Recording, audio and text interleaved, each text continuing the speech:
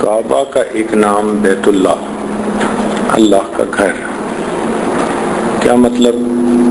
کہ اللہ رب العزت کی تجلیات ذاتیہ کا یہاں پر بروز ہوتا ہے۔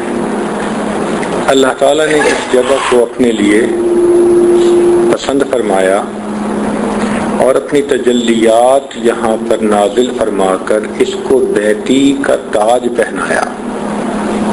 مالک الملک کا یہ کہہ دینا کہ بیتی میرا گھر، اس سے بڑا شرف اور کوئی نہیں ہو سکتا۔ عام طور پر دستور ہے کہ جب کسی سے محبت ہوتی ہے تو سب سے پہلی تمنا تو ہوتی ہے کہ انسان اپنے محبوب کو دیکھے، اس سے بات کرے، اس سے ملاقات کرے۔ محبت اس بات کا تقاضا کرتی ہے۔ اس لیے کہنے والے نے کہا، کبھی اے حقیقت منتظر نظرا لباس مجاز میں کہ ہزاروں سجدے تڑپ رہے ہیں میری جبین نیاز میں۔ تو بندے کا جی چاہتا ہے، اس لیے سیدنا موسیٰ علیہ السلام نے محبت میں ڈوب کر یہ فرما دیا، رب ارنی انظر الیک، اے اللہ میں آپ کو دیکھنا چاہتا ہوں۔ فرمایا لا ترانی، آپ مجھے نہیں دیکھ سکتے، یہ دنیا اتنی چھوٹی ہے، اس کی متحمل ہی نہیں ہو سکتی کہ میری تجلیات پڑھیں اور یہ اس کو سنبھال سکے۔ چنانچہ اللہ رب العزت نے 70,000 پردوں میں سے 70,000 پردوں میں سے تجلی فرمائی اور کوہتور جو تھا وہ ریزہ ریزہ ہو گیا۔ اس سے اندازہ لگائیے کہ اللہ رب العزت کی تجلیات کا نور کیسا ہوگا۔ وہ تجلیات کا نور اللہ رب العزت نے بیت اللہ پر عطا فرمایا اور اس کو اپنا گھر فرمایا کہ یہ میرا گھر ہے۔ چنانچہ جب انسان اپنے محبوب کو دیکھ نہیں سکتا تو پھر دوسری بات کہ اس کے آثار کو دیکھتا ہے، اس کی نشانیوں کو، متعلقہ چیزوں کو دیکھ کر اس سے قرار پکڑتا ہے۔ آپ نے دیکھا ہوگا کہ ماں کا جوان بچہ فوت ہو جائے تو وہ اس کے کمرے میں آ کے سکون پاتی ہے، اس کی چیزوں کو دیکھ کے اسے یاد کرتی ہے، یہ میرے بیٹے کی فلاں چیز ہے، یہ میرے بیٹے کی فلاں چیز ہے۔ یہ چیزیں اسے سکون دیتی ہیں، بیٹے کی یاد دلا دیتی ہیں۔ بالکل اسی طرح کہ اللہ تعالیٰ کو تو ہم دیکھ نہیں سکتے، اب ہم اپنی محبت کا اظہار کیسے کریں؟ کیونکہ دنیا میں دو چیزیں ایسی ہیں جو اظہار کے بغیر رہ نہیں سکتی، ایک عشق اور دوسرا مشق۔ مشق بھی اظہار چاہتا ہے، جہاں ہوگا اپنے آپ کو ظاہر کرے گا، خوشبو پھیلے گی، بتا دے گی کہ کسی کے پاس مشق موجود ہے۔ اور عشق بھی اسی طرح اظہار چاہتا ہے، جب بھی کسی کے دل میں ہوگا وہ چھپا نہیں رہ سکتا، ہمیشہ ظاہر ہوتا ہے۔ تو مومن کے دل میں اللہ رب العزت کی محبت تھی تو مومن کا عشق اظہار چاہتا تھا۔ اب اس کا اظہار کیسے کریں؟ اللہ تو وہ ذات ہے کہ جس کو کسی ایک سمت کی طرف بھی تعین نہیں کر سکتے۔ اینما تولوا فثم وجہ اللہ، ہر طرف جس طرف رخ کرو ادھر ہی اللہ کی طرف۔ تو پھر ہم کیا کریں؟ اگر کوئی سمت متعین نہ کی جاتی اور پھر اوپر سے عبادت کا حکم بھی دیا جاتا تو شاید انسان پاگل ہو جاتا۔ میں کدھر کروں؟ کوئی مشرق کی طرف منہ کر کے دعا کرتا، کوئی مغرب کی طرف، کوئی شمال کی طرف، کوئی جنوب کی طرف۔ نہ اجتماعیت ہوتی، نہ سب کسی ایک بات پہ اکٹھے ہوتے۔ اللہ نے انسانوں پر ایک احسان فرما دیا کہ ایک جگہ کو متعین کر دیا اور فرمایا کہ یہ میرا گھر ہے۔ چنانچہ جس کو ہم بیت اللہ کہتے ہیں، اس پر اللہ کی تجلیات ظاہر ہوتی ہیں، یہ اللہ کا گھر ہے۔ اب دنیا کے تمام مسلمانوں کے لیے ایک سمت متعین ہو گئی، جو جہاں کہیں بھی ہے وہیں سے اس کعبہ کی طرف رخ کر لے۔ نماز کے لیے ہر جگہ لوگ اسی کعبہ کی طرف متوجہ ہوتے ہیں۔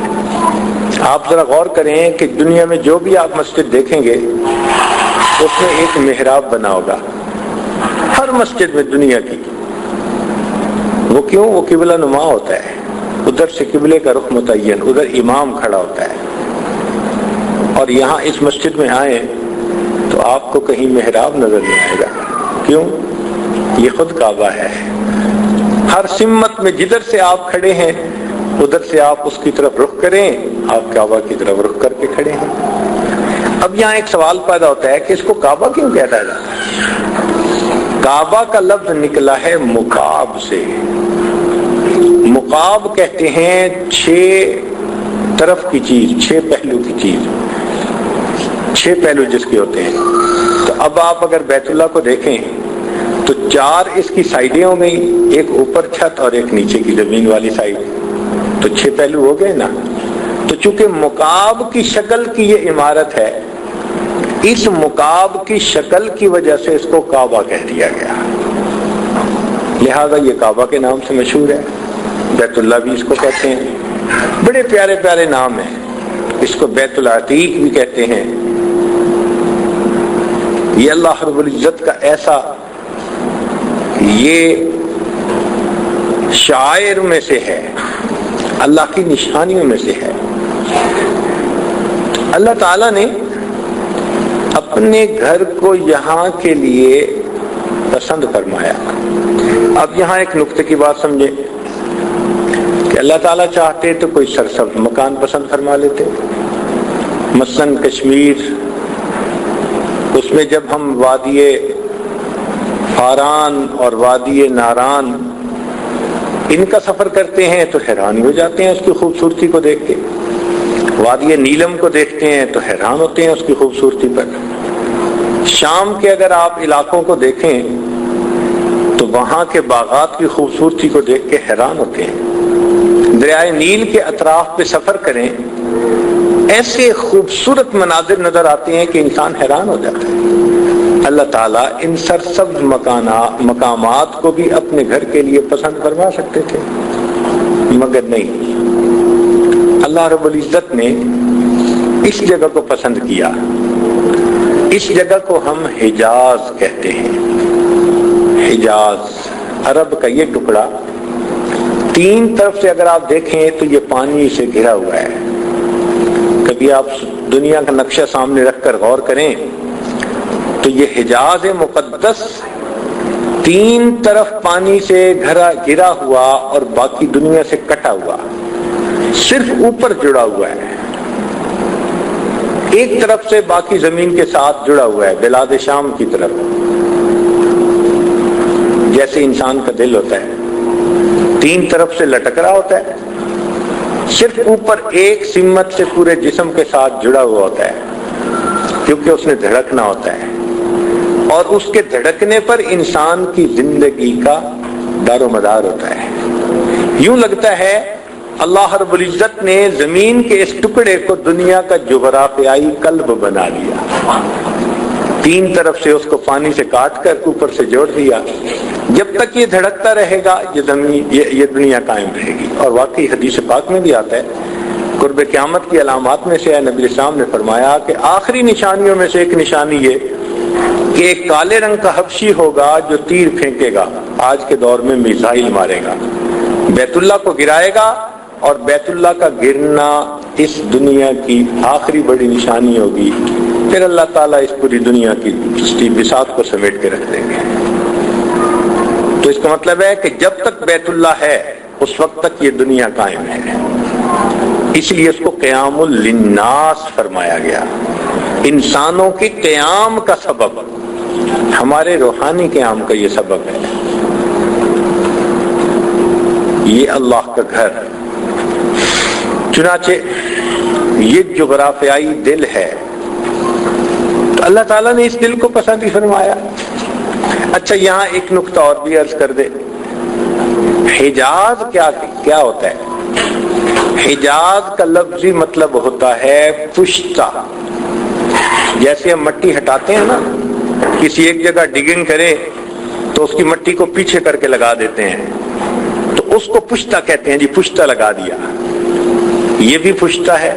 وہ کیسے کہ اگر آپ سمندر کی طرف سفر کریں تو آپ کو جدہ ایک شہر نظر آئے گا، اور جدہ کے بعد یہ ایک ٹوپوگرافی کا پورا سلسلہ ہے جو سمندر کے کنارے کچھ فاصلے پر ہٹ کر دیوار سی بنی ہوئی ہے. یہ دیوار سی کیوں بنی؟ اس کی اونچائی صرف 300 میٹر ہے سطح سمندر سے، زیادہ اونچی بھی نہیں ہے، لیکن اتنی اونچی ہے کہ یہ مونسون کی ہواؤں کو روکتی ہے. اسی لیے اگر یہ درمیان میں پہاڑی سلسلہ نہ ہوتا تو آج مکہ مکرمہ بھی باغ کی مانند سرسبز و شاداب ہوتا. کیوں کہ سمندر کی ہوائیں آتی جو پانی کے ساتھ بھری ہوئی ہوتی ہیں، یہاں بارشیں برستی، یہاں کا مقام جو تھا وہ بہت جو ہے وہ پرفضا ہوتا اور یہاں پر گرینری ہوتی. مگر اس پشتے نے، اس دیوار نے ان دریاؤں، ان ہواؤں کا راستہ بند کر دیا. اب یہاں پر نہ ٹھنڈی ہوا پہنچتی ہے نہ پانی ہے، پہاڑوں کی وجہ سے پانی ہے ہی نہیں. اس لیے قرآن مجید نے اس علاقے کو کہا بواد غیر ذی زرع عند بیتک المحرم، کہ یہ ایسی وادی ہے جس میں سبزے کا نشان ہی نہیں. چنانچہ آپ ارد گرد دیکھیں، آپ کو پہاڑ نظر آئیں گے، ان پہاڑوں پہ کوئی درخت نہیں ہے. چھوٹی موٹی کوئی بوٹیاں جڑی نظر آئیں گی، وہ بھی جانوروں کے چرنے کے لیے، اس کے سوا کچھ نہیں، پانی نہیں ہے. خشک پہاڑ ہیں. اب جب خشک پہاڑ ہوتے ہیں اور اوپر سے سورج کی گرمی بھی ہو تو وہ جگہ بہت زیادہ گرم ہو جاتی ہے. چنانچہ مکہ مکرمہ کی گرمی مشہور، اور اگر پانی بھی نہ ملے تو اللہ اکبر کبیرہ، یہ جگہ زندہ رہنے کے قابل نہیں تھی. اس لیے تاریخ یہ بتاتی ہے کہ یہاں کوئی نہیں رہتا تھا. تو پھر کیا تھا یہاں؟ اصل میں یہ ایک چوراہا تھا. لوگ سفر کرتے تھے، ایک طرف ریاستوں سے چل کر وہ یمن کی طرف جاتے تھے، اور دوسری طرف وہ ہندوستان سے ایشیائے کوچک کی طرف جاتے تھے. تو یہ دو راستے یوں بنتے تھے، اور دو راستے جہاں آ کر ایک دوسرے کو انٹرسیکٹ کریں اس کو چوراہا کہتے ہیں. تو پرانے زمانے کے تجارتی سفروں کا یہ چوراہا تھا. سردیوں کا سفر ایک تھا اور گرمیوں کا سفر دوسرا. قرآن مجید نے کہا رحلۃ الشتاء والصیف، سردی اور گرمی کے الگ الگ یہ سفر ہوتا تھا. چوراہا کی وجہ سے یہاں لوگ آ کے بسا اوقات ٹھہر جاتے تھے، مگر یہاں پانی نہیں تھا، اس لیے کوئی یہاں آباد نہیں ہوتا تھا. بس آنا جانا رکھتے تھے، وقتی پڑاؤ کیا اور چلے گئے، بستا نہیں تھا کوئی. اللہ رب العزت نے سب سے پہلے فرشتوں کے ذریعے یہاں پر بیت اللہ کو بنوایا، پھر آدم علیہ السلام نے اسی بنیاد پر عمارت کھڑی کی، اور یہ سلسلہ چلتا رہا. بالآخر ابراہیم علیہ السلام تشریف لائے تو اللہ تعالیٰ نے انہی پرانی بنیادوں پر اس گھر کو پھر بنوایا. اس کے بنانے کا تذکرہ قرآن عظیم الشان میں بھی ہے. اللہ تعالیٰ ارشاد فرماتے ہیں وَإِذْ يَرْفَعُ إِبْرَاهِيمُ الْقَوَاعِدَ مِنَ الْبَيْتِ وَإِسْمَاعِيلُ، یاد کرو اس وقت کو جب ابراہیم اور ان کے بیٹے اسماعیل میرے گھر کی بنیادوں کو کھڑا کر رہے تھے. یہ بنیادوں کو کھڑا کرنا اللہ کو اتنا پسند آیا کہ اپنے کلام کا حصہ بنا دیا. چنانچہ انہوں نے بیت اللہ کو تعمیر کیا. اب بیت اللہ تو تعمیر ہو گیا، لیکن اس کو آباد کرنے کے لیے بھی تو کوئی انتظام چاہیے تھا. اس کے لیے ابراہیم علیہ السلام نے دعا مانگی. اور ویسے بھی دستور ہے کہ مزدور جب مزدوری کر لیتا ہے تو اس کو انعام، اس کو اس کا تنخواہ ملتی ہے، انعام ملتا ہے. ابراہیم علیہ السلام نے جب گھر بنا لیا تو اب اللہ رب العزت نے ان کو انعام دینے کا ارادہ فرمایا. ہم لوگ تو انعام دیتے ہیں نا اپنی حیثیت کے اعتبار سے تھوڑا سا، لیکن اللہ رب العزت چونکہ مالک الملک ہیں، فرمایا ابراہیم مانگو، تم کیا مانگتے ہو؟ تم مانگو گے، جو مانگو گے ہم دیں گے. اور پھر مانگنے والے نے بھی مانگنے کا حق ادا کر دیا. اس نے بھی کیا مانگا؟ اس نے مانگا کہ یا اللہ میں تجھ سے دنیا کا مال و منال نہیں مانگتا، میں تجھ سے دنیا کا حسن و جمال نہیں مانگتا، مال و منال نہیں مانگتا. تو میرے ابراہیم کیا مانگتے ہو؟ اے اللہ میں فقط آپ سے آمنہ کا لال مانگتا ہوں، میں بھی وہ نعمت مانگتا ہوں جو آپ کے خزانے میں بھی ایک ہے. اللہ اکبر. چنانچہ ابراہیم علیہ السلام نے دعا مانگی، ربنا وابعث فیہم رسولا، اے اللہ میں نے آپ کا گھر بنا دیا، اس کو آباد کرنے والا بھیج دیجیے، مسجد بنا دی، نماز سکھانے والے کو بھیج دیجیے، مدرسہ بنا دیا، علم پڑھانے والے کو بھیج دیجیے. اے اللہ اپنے محبوب کو یہاں پر بھیج دیجیے جو اس گھر کو آ کر آباد کرے. اللہ نے دعا قبول فرما لی. چنانچہ نبی علیہ الصلوۃ والسلام نے ارشاد فرمایا کہ میں ابراہیم علیہ الصلوۃ والسلام کی دعا کی قبولیت بن کر دنیا میں آیا ہوں. اب کس طرح یہ گھر آباد ہوتا؟ اس کا طریقہ یہ بنا کہ حضرت ابراہیم علیہ السلام تو عراق میں تھے. رب کریم کی طرف سے حکم ہوا کہ آپ اپنے بیٹے اور اپنی اہلیہ کو میرے گھر کے قریب جا کر آباد کرو. چنانچہ ابراہیم علیہ السلام نے اپنے بیٹے اسماعیل علیہ السلام اور ان کی والدہ ہاجرہ صابرہ ان دونوں کو لیا اور یہاں لا کر چھوڑا. جب یہاں سامان رکھ دیا جو کچھ موجود تھا تو واپس جانے لگے تو ہاجرہ صابرہ نے پوچھا کہ آپ ہمیں چھوڑ کے جا رہے ہیں؟ خاموش. پھر پوچھا کیا آپ ہمیں چھوڑ کے جا رہے ہیں؟ خاموش. وہ بھی صحبت یافتہ تھی اور مزاج کو سمجھتی تھی. تیسری مرتبہ انہوں نے یوں سوال کیا کہ کیا آپ ہمیں اللہ تعالیٰ کے حکم سے چھوڑ کے جا رہے ہیں؟ تو اس وقت اشارہ کر کے سر سے بتایا کہ ہاں میں اللہ رب العزت کے حکم سے چھوڑ کے جا رہا ہوں. ہاجرہ صابرہ کی توکل ایسی تھی، اللہ کے ساتھ یقین ایسا تھا، ایمان اتنا مضبوط تھا. یہ سن کر وہ فرمانے لگیں اگر آپ ہمیں اللہ کے حکم پر چھوڑے جا رہے ہیں تو ہمارا پروردگار ہمیں ضائع نہیں کرے گا. اب بات تو یہ مختصر سی ہے، لیکن عورتیں ذرا دلوں میں سوچیں نا. اکیلی عورت ہے، آج تو اکیلی عورت بند کمرے کے اندر، بند کوٹھی کے اندر، اے سی کے کمرے میں، لائٹیں جلی ہوئی ہیں پھر بھی ڈر رہی ہوتی ہے. وہ جی خامد ابھی تک دفتر سے نہیں آیا، میں تو گھر بیٹھی ڈر رہی ہوں. آبادی میں گھر ہوتا ہے، قریب رشتہ دار بھی ہوتے ہیں، مگر آج ڈر کا یہ عالم. اور ابراہیم علیہ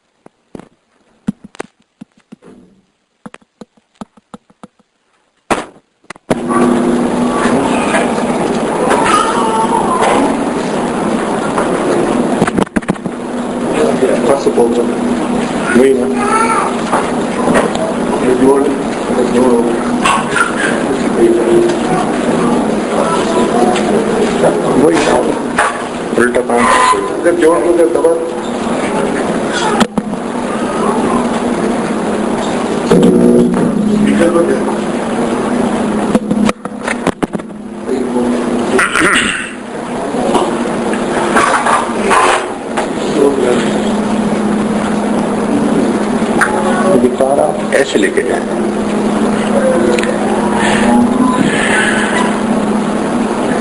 تو عورتیں اگر ذرا اپنے دلوں میں غور کریں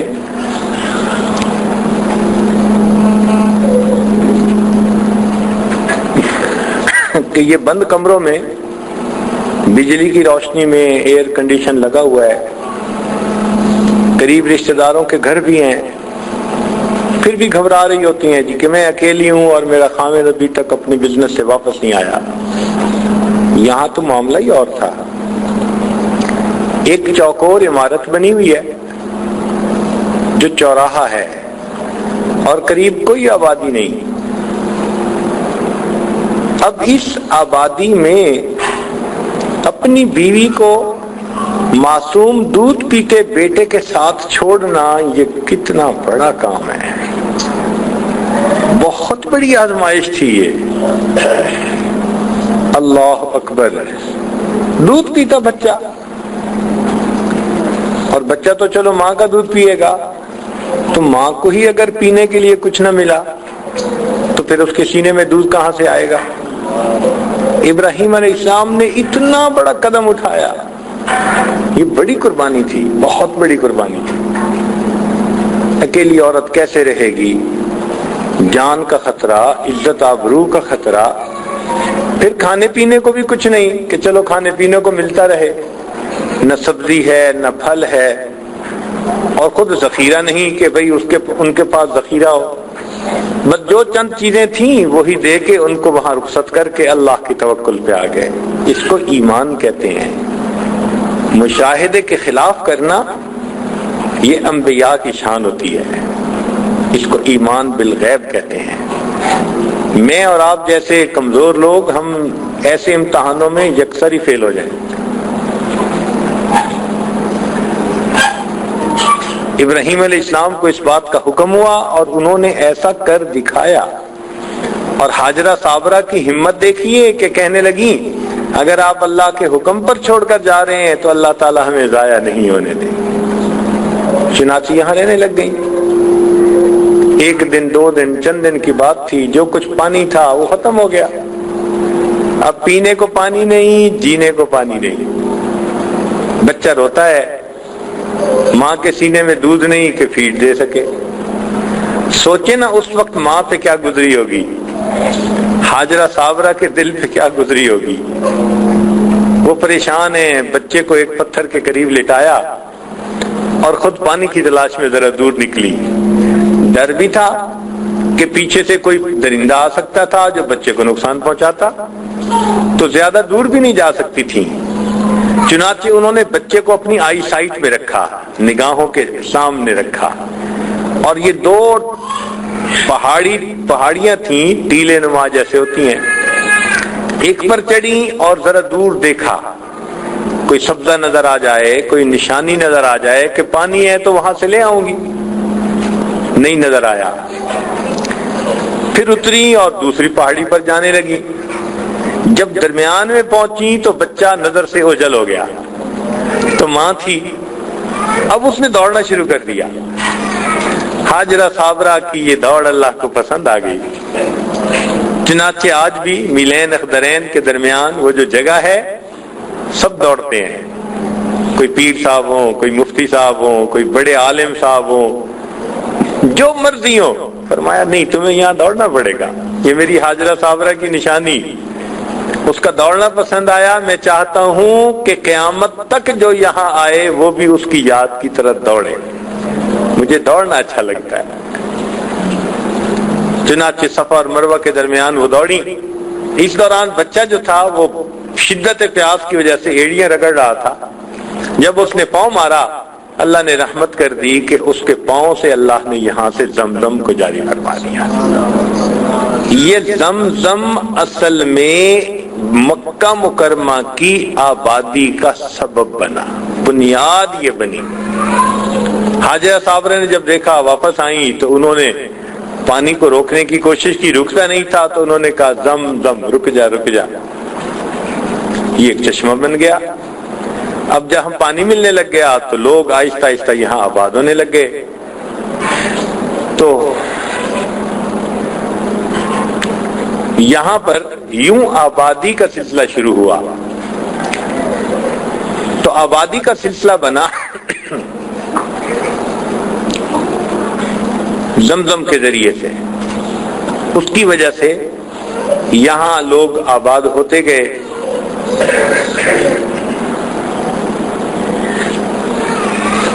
اب یہاں پر اتنا بڑا شہر ہمیں نظر آتا ہے. بنیاد زمزم بنی. تاہم اگر اس جگہ کو دیکھیں آبادی سے ہٹ کر تو ہے تو وہی خشک پہاڑ. تو سوال یہ ذہن میں آ رہا تھا کہ اللہ رب العزت اگر چاہتے تو اپنے گھر کے لیے دنیا کے سب سے زیادہ گل و گلزار مقام کو پسند فرما لیتے. کشمیر کی وادیاں اس کے لیے بہت بہتر تھیں، شام کے باغات بہت اچھے تھے، اور جگہیں بہت تھیں، دریائے نیل کے کنارے بہت اچھے مقامات تھے. اس جگہ کو کیوں پسند کیا؟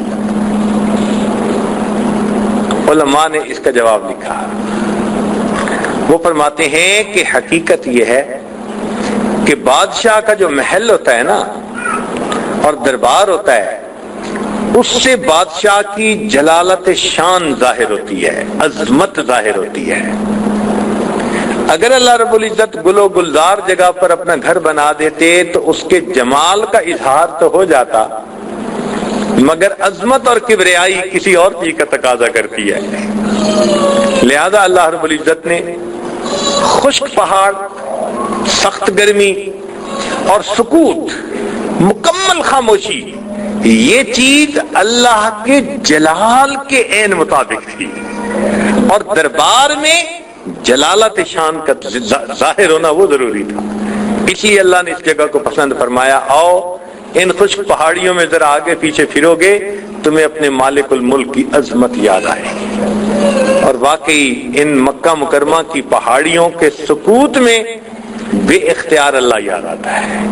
اس لیے تو نبی علیہ الصلوۃ والسلام جبل نور پہ تشریف لے جاتے تھے اور غار حرا کے اندر اپنے رب کی عبادت کیا کرتے تھے نبوت سے پہلے، اظہار نبوت سے پہلے.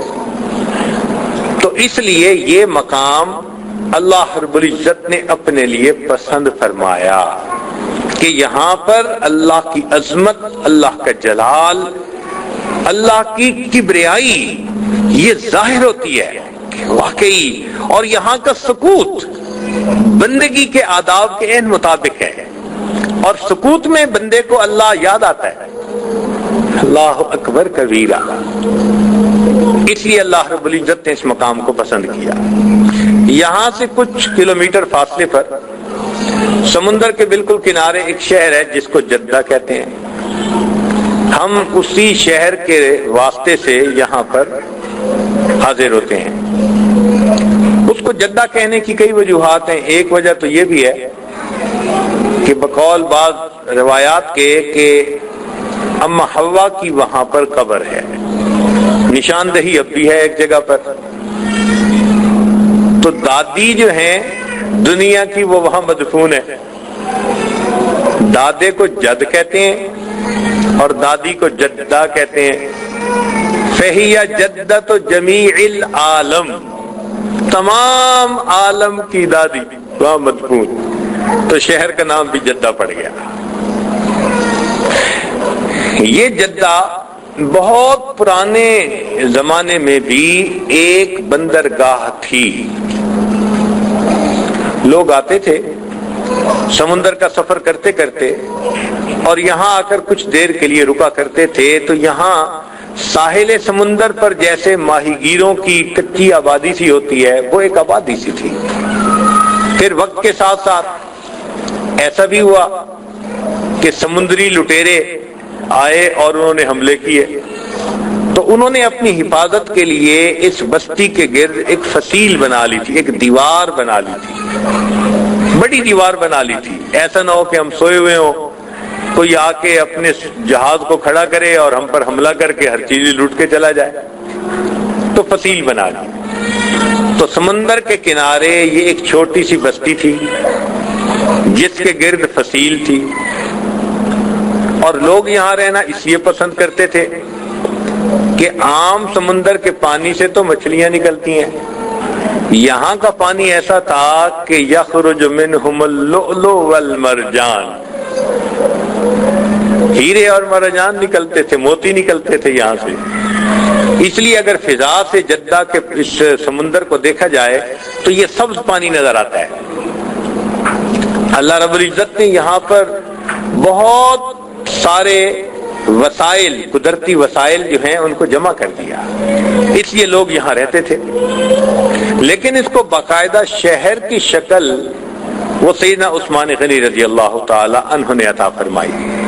روایت میں ہے کہ وہ یہاں تشریف بھی لائے، قیام بھی کیا، اور یہاں جدہ کے جو سمندر تھا اس میں غسل بھی فرمایا.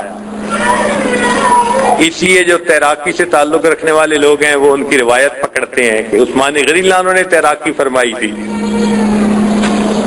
تو بہرحال ان کا تشریف لانا یہاں اور نہانا یہ ثابت ہے.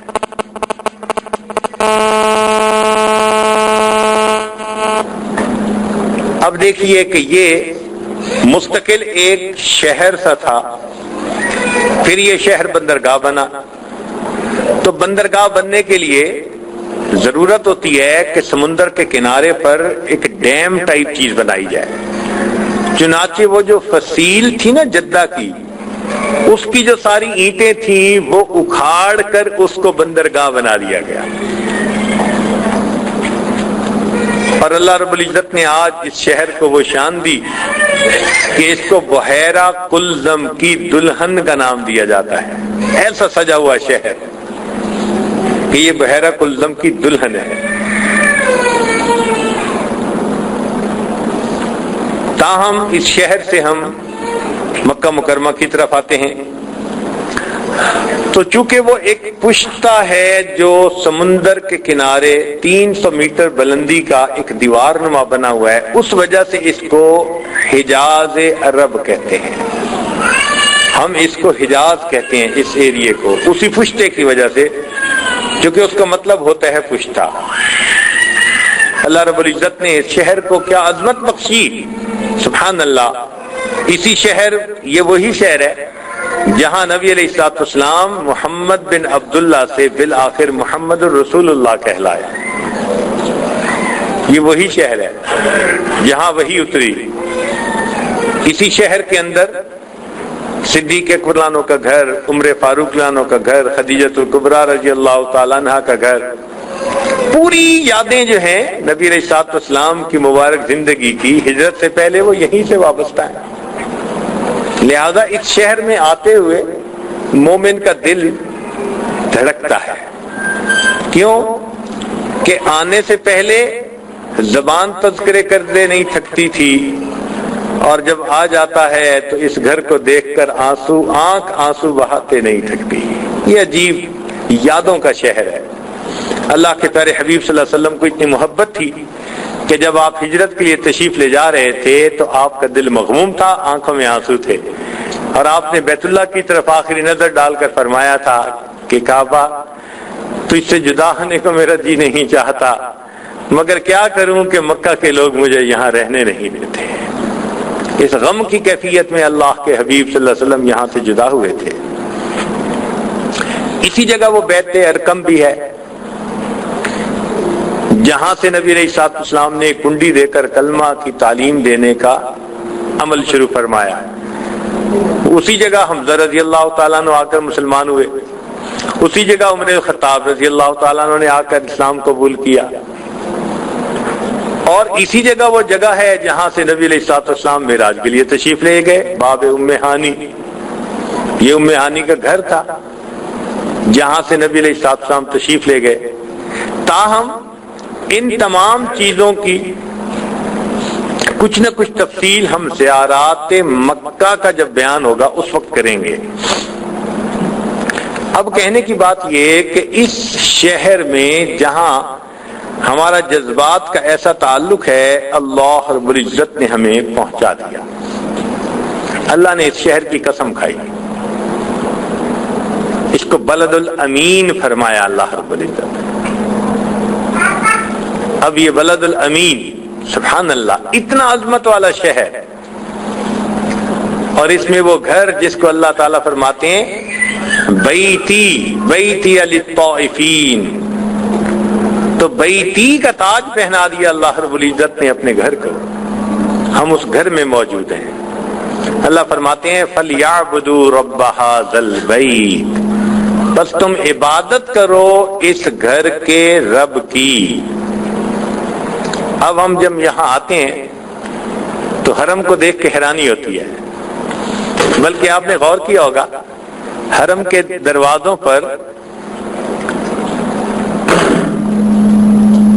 ہر دروازے پر مینار بنے ہوئے ہیں، لہذا کبھی آپ ذرا دور سے کھڑے ہو کے حرم کو دیکھا کریں، وہ مینار یوں اونچے لمبے، درمیان میں فاصلہ زیادہ نہیں ہے لیکن اونچائی زیادہ ہے، ریشو پرپورشن کبھی دیکھیں نا، تو کبھی آپ غور کریں تو بالکل یوں لگتا ہے کہ جیسے کسی شہنشاہ کے دربار پر کوئی دونوں ہاتھ اوپر اٹھا کر دعا مانگ رہا ہوتا ہے، بالکل وہی منظر لگتا ہے کہ اللہ نے دو مینار بنوا دیے اور بتا دیا دیکھو یہ دعا مانگنے کی جگہ ہے، آؤ تم بھی دعا مانگو یہاں پر۔ یہ مانگنے کا مقام ہے جہاں اللہ رب العزت نے ہمیں پہنچا دیا۔ یہاں مومن آتے ہیں تو یک رخ دل لے کر آتے ہیں، جیسے ایک ہوتی ہے نا میگنیٹک کمپس، مقناطیسی سوئی، وہ مقناطیس کی طرف اس کا رخ ہوتا ہے، مومن کا دل بھی اسی طرح میگنیٹ کمپس کی مانند ہے اور اس کا رخ اللہ کے گھر کی طرف ہوتا ہے، سارے کے سارے لوگ اسی گھر کی طرف متوجہ ہیں۔ تیرا جلال و جمال حی القیوم کی دلیل، وہ بھی جلیل و جمیل، تو بھی جلیل و جمیل۔ اس گھر کو دیکھیں تو اس گھر کے اندر بھی آپ کو بالکل یہی جمال اور یہی جلال نظر آئے گا۔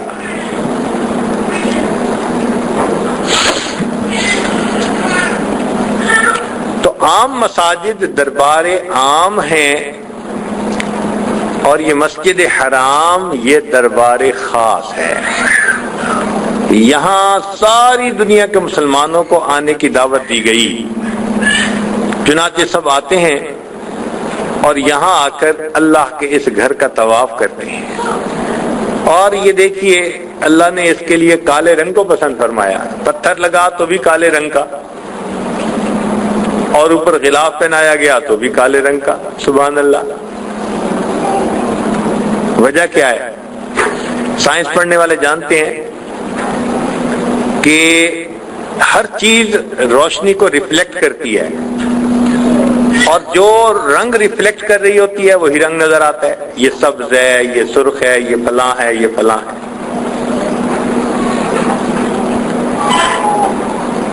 تو جو پوری روشنی کو ریفلیکٹ کرے وہ ہمیں وائٹ نظر آتی ہے، روشنی کے رنگ سب مل جائیں تو سفید ہو جاتے ہیں، اور جو سب کو جذب کر لے کالی نظر آتی ہے، سبحان اللہ۔ کالا رنگ پسند کیا کہ جو اللہ کی تجلیات وارد ہوتی ہیں یہ ایسا مقام ہے ان تمام تجلیات کو جذب کر لیتا ہے۔ آج کل ایک ورائٹی نکلی ہوئی ہے روز کی، اس کو کہتے ہیں بلیک روز، کالا گلاب۔ واقعی اس کو ہم نے دیکھا بالکل بلیک، اتنی خوبصورتی اس کے اندر کہ انسان اس کو دیکھ کے حیران ہوتا ہے۔ جب بھی بیت اللہ پر نظر پڑتی ہے مجھے اس کائنات کا بلیک روز یہ عمارت نظر آتی ہے، اللہ نے ایک بلیک روز کھلا دیا۔ اور میرے بندو ذرا دیکھو اس کو محبت کے ساتھ۔ چنانچہ حج والے عمرے والے آتے ہیں اور اس مکان کو دیکھتے ہیں اور ان کو سکون مل جاتے ہیں۔ دیکھیے اس کو بنانے والا خلیل اللہ، آباد کرنے والا محمد الرسول اللہ صلی اللہ علیہ وسلم، اور اس کی حفاظت کرنے والا خود اللہ۔ دنیا میں بڑے بڑے محل بنے سب گر گئے، بڑی پرشکو عمارات بنی سب گر گئیں، یہ اللہ کا ایک ایسا گھر ہے اتنا سادہ بنوایا آج بھی اپنی جگہ پر موجود ہے، قیامت تک محفوظ رہے گا۔ اللہ کا یہ وہ ایسا گھر ہے، اس لیے نبی علیہ الصلوۃ والسلام آنسو بھری آنکھوں سے آسمان کی طرف سر اٹھا کر دیکھتے تھے اور دل میں یہ تمنا ہوتی تھی کہ اللہ اس جگہ کو قبلہ بنا دیجیے. اتنا محبت بری نظروں سے دیکھا کہ اللہ رب العزت نے قرآن مجید میں فرما دیا قد نرا تقلب وجهک فی السماء. اے میرے محبوب، جب آپ آسمان کی طرف دیکھتے تھے تو ہم اس وقت محبت کی نظر سے آپ کے چہرے کو دیکھ رہے ہوتے تھے. ہم نے آپ کی تمنا کو پسند کیا اور ہم نے اس گھر کو پھر قبلہ بنا دیا. چنانچہ ابتدا میں بیت المقدس قبلہ تھا تو نبی علیہ الصلوۃ والسلام کو بیت المقدس رخ کر کے نماز پڑھنے کا حکم تھا، مگر نبی علیہ الصلوۃ والسلام رکن یمانی اور حجر اسود کے درمیان والی جو سائیڈ ہے نا، ادھر کھڑے ہو کے نماز پڑھتے تھے. یوں کر کے نماز پڑھتے تھے تو پڑھنی ہوتی تھی قبلہ اول کی طرف، بیت المقدس کی طرف، مگر بیت اللہ درمیان میں لے لیتے تھے. جب قبلتین جمع ہو جاتے تھے سامنے تو محبوب ایسے نماز ادا فرماتے رہے. پھر جب آپ مدینہ تشریف لے گئے تو مدینہ دونوں کے درمیان میں، تو اس وقت نبی علیہ السلام بیت المقدس کی طرف، مگر چند مہینے کی بات تھی. چند مہینوں کے بعد اللہ رب العزت نے رحمت فرما دی اور مسجد قبلتین میں وہ حکم آ گیا کہ جس میں آپ نے پھر رخ اسی قبلہ کی طرف.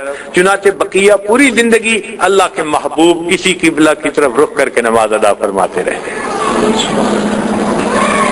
چنانچہ آج یہ ہمارے لیے قبلہ عالم ہے. سبحان اللہ. جیسے ایک قندیل جلتی ہے نا، پروانے اس کے گرد چکر لگاتے ہیں، تو یہ بھی نور کی ایک قندیل ہے جو روشن ہے. ظاہر آنکھ سے نظر نہیں آتی، لیکن آنکھ والا تیرے جوبن کا تماشا دیکھے، دیدہ کور کو کیا آئے نظر کیا دیکھے. یہاں آ کے سب انسان طواف کرتے ہیں، مرد بھی طواف کرتے ہیں، عورتیں بھی، اور یہی افضل عبادت بن جاتی ہے جو یہاں پر انسان کر سکتا ہے.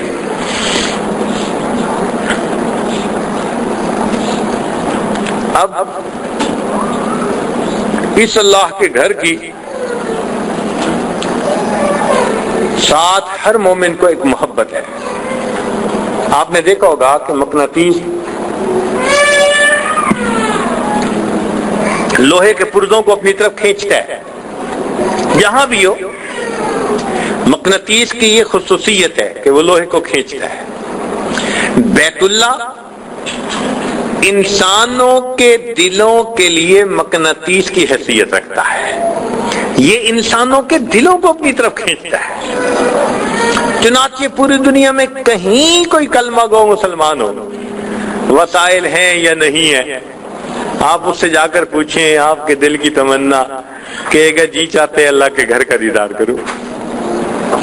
غریب بھی کہے گا، مزدور بھی کہے گا، مرد بھی کہے گا، عورت بھی کہے گی، جوان بھی کہے گا، بوڑھا بھی کہے گا. جی آپ کے دل میں کون سی تمنا ہے؟ جی کیا دعا کریں؟ وہی دعا کرو اللہ اپنا گھر دکھا دے. اصل میں دل تڑپ رہا ہوتا ہے نا. معلوم ہوا کہ یہ گھر انسانوں کے دلوں کا مقناطیس ہے، ان دلوں کو اپنی طرف کھینچ رہا ہوتا ہے.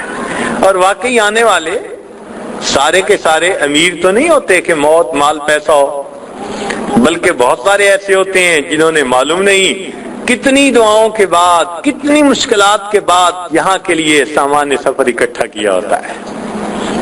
اللہ اکبر کبیرہ. پھر اللہ تعالیٰ زندگی میں موقع دیتے ہیں، کسی کو 1 دفعہ ملا، کسی کو 2 دفعہ ملا.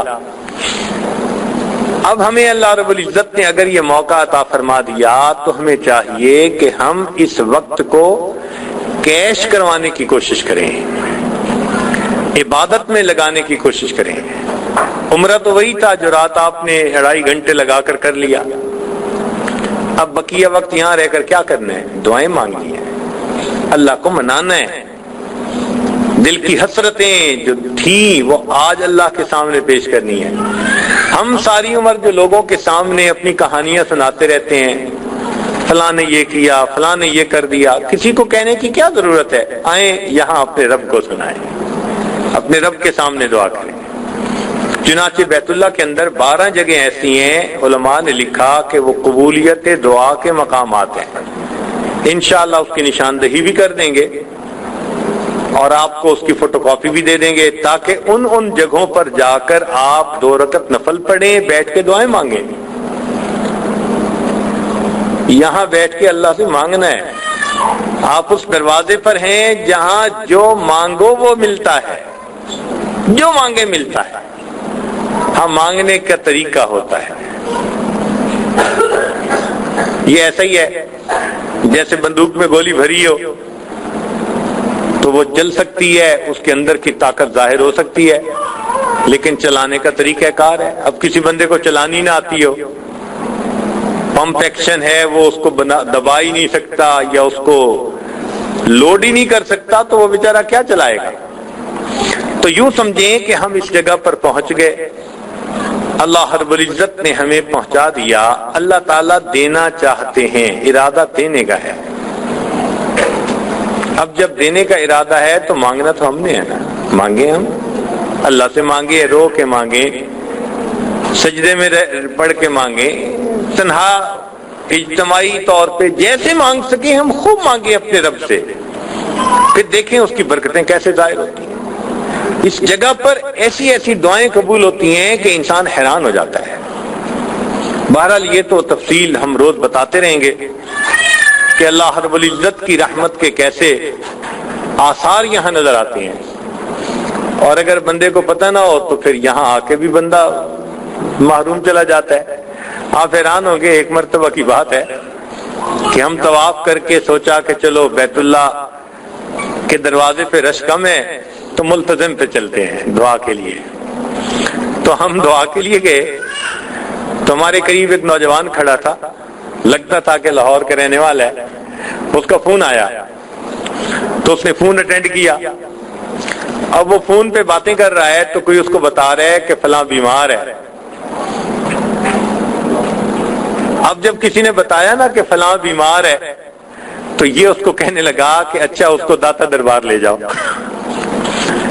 اب یہ بندہ خود بیت اللہ کے دروازے پہ کھڑا ہے، ذرا غور کریں، اس کو خود اس بات کا احساس نہیں کہ میں کہاں کھڑا ہوں، اس بات کو یہ بھول گیا، فون کر کے کہہ رہے اچھا داتا دربار جا کے دعا مانگو۔ یہاں اگر دعا مانگتے تو پھر اس کا کیا نتیجہ ہوتا؟ اس کا مطلب یہ کہ ہمیں ذہنی طور پہ کلیئر ہی نہیں ہوتا کہ ہم آئے کس مقام پر۔ اس مقام پر تو انسان کی زندگی بدلتی ہے، تقدیریں بدلتی ہیں اس جگہ پر آ کر۔ مانگنا ہم نے ہے تو اس لیے کوشش یہ کریں کہ اس وقت کو عبادت میں، تلاوت میں، طواف میں۔ دن میں گرمی زیادہ ہوتی ہے، بعض اوقات شیطان ذہن میں ڈالتا ہے جی ظہر کے وقت طواف کریں گے، نہیں، ہم اس گرمی کے متحمل نہیں ہو سکتے، تجربے کرنے کی ضرورت نہیں ہے، ہمارے اکابر نے ہمیں پہلے ہی بتا دیا۔ دن میں مرد لوگ جو ہیں وہ تو جائیں اور حرم کے نمازیں پڑھیں، عورتیں کمروں میں رہیں، گھر میں نمازیں پڑھیں گی تو زیادہ ثواب ملے گا۔ البتہ عشاء کی نماز کے وقت ٹھنڈا وقت ہوتا ہے اور وہ بچوں کے ساتھ بھی جا سکتی ہیں، اور اس وقت مطاف میں عورتوں کے جانے پر پابندی بھی نہیں ہوتی نماز کی وجہ سے کہ جماعت ہونی ہے، تو وہ بھی پرسکون گھنٹہ 2-3 طواف کریں، تلاوت کریں، بیت اللہ کو دیکھ کر دعائیں مانگیں، یہ سب کام وہ وہاں پر کر سکتی ہیں۔ تو ہماری ایک تجویز یہ ہے کہ عورتیں دن میں موو نہ کریں، گرمی سے اپنے آپ کو بچائیں، بیمار جلدی ہو جائیں گی، بچے ہو جائیں گے بیمار۔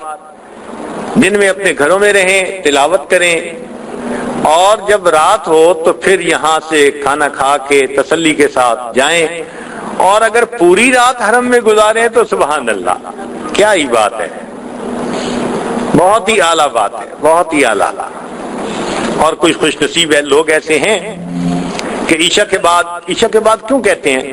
عام طور پر ہم نے دیکھا کہ دن میں جو ذرا دور کے لوگ ہوتے ہیں وہ حرم میں رہنے کی کوشش کرتے ہیں، اور عشاء کے وقت وہ اپنی اقامت گاہوں پہ چلے جاتے ہیں، تو حرم میں ذرا جگہ خالی زیادہ ہوتی ہے، لوگ کم ہوتے ہیں، تو کم ہونے کی وجہ سے پھر طواف میں بھی آسانی، باقی اب عبادت میں بھی آسانی۔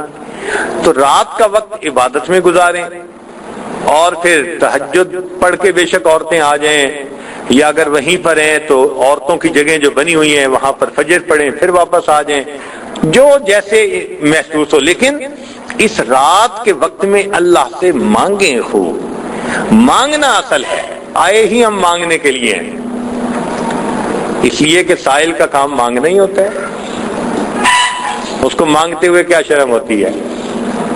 تو اللہ سے مانگیں اور خوب مانگیں، اللہ رب العزت یقیناً عطا فرمائیں گے۔ دعا ہے کہ اللہ تعالیٰ یہ جو چند انمول دن زندگی کے ہمیں ملے، یہ ہماری زندگی کا پرائم ٹائم ہے جو ہم یہاں پر گزار رہے ہیں۔ زندگی کا ایسا پرائم ٹائم بار بار نہیں ملتا، اگر اللہ نے عطا فرما دیا تو اس کی قدر کریں۔ ہم نے دیکھا کہ یار لوگوں کو بازار کی دکانوں کا پتہ ہوتا ہے اور گھڑیوں کی قیمتوں کا پتہ ہوتا ہے، اور حرم میں کس جگہ دعائیں قبول ہوتی ہیں ان مقامات کا پتہ نہیں ہوتا۔ وجہ کیا ہوتی ہے کہ بس ایک طواف کیا اور سمجھتے ہیں کہ اب عمرہ ہو گیا، اب باقی دن ہم نے بازار کے طواف کرنے ہیں۔ چنانچہ عورتیں بھی ماشاءاللہ خوب بازار کے طواف کرتی ہیں، اگر نوٹ کیا جائے تو بازار کے طواف زیادہ، بیت اللہ کے طواف تھوڑے، ماشاءاللہ۔ کوشش یہ کریں کہ بیت اللہ کے طواف زیادہ، ادھر تھکیں، اپنے آپ کو ادھر تھکائیں، ادھر اللہ سے مانگیں، اللہ کے منائیں۔ ہمارا یہاں پہنچ جانا ہی کافی نہیں ہے، پہنچ جانا ایک نعمت ہے، پہنچنے کے بعد اپنے وقت کو صحیح استعمال کر کے رب کو منا لینا یہ اگلی چیز ہے، اس کے لیے متفکر ہونا چاہیے۔ چنانچہ استغفار میں زیادہ وقت گزاریں، چلتے پھرتے کلمہ پڑھیں، استغفار پڑھیں، درود شریف پڑھیں، کچھ نہ کچھ زبان پہ رہے، اپنی نگاہوں کی حفاظت کریں، کیونکہ شیطان یہاں آ کر بھی پیچھے لگا ہوتا ہے۔ وہ کیا کرتا ہے کہ انسان کو آ کر یہاں آنکھ نیچے کرنے سے معذور بنا دیتا ہے، آنکھ نیچے نہیں ہوتی، اور جب آنکھ نیچے نہیں ہوتی تو ایک سے بڑھ کے ایک نقشہ نظر آتا ہے، سارا روز کا کیا کرایا شیطان بد نظری کی بنا پر ختم کروا دیتا ہے۔ نہ دعاؤں میں تاثیر، نہ عبادت کا مزہ، جیسے آئے تھے ویسے واپس گئے۔ تو اس لیے اس عبادت کو حفاظت بھی اس کی کرنی ہے، اس لیے فرمایا کہ باہر انسان گناہ کرے گا تو تب سزا ملے گی، اور یہ حدود حرم ہیں۔